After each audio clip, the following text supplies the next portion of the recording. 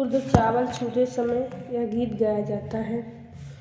गावऊँ माता रे गावऊँ भवानी, लेऊँ सातऊ बहिनीन के नाम।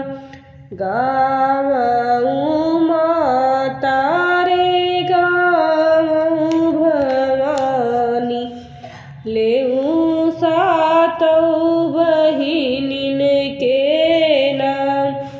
तोहरी शरण मैया मई जागीरो पे, मोरी जागी पूरा न हो। तोहरी शरण मैया मई जागीरो पे, मोरी जागी पूरन होय।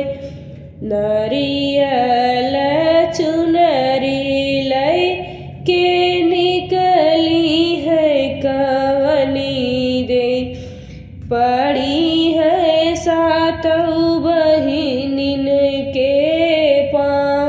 नरियल चुनरी लई के निकली कवनी दे, पड़ी है सातऊ बहिनीन के पाँव। तोहरी शरण देवी मई जागीरो पे, मोरी जागी पूरन होय।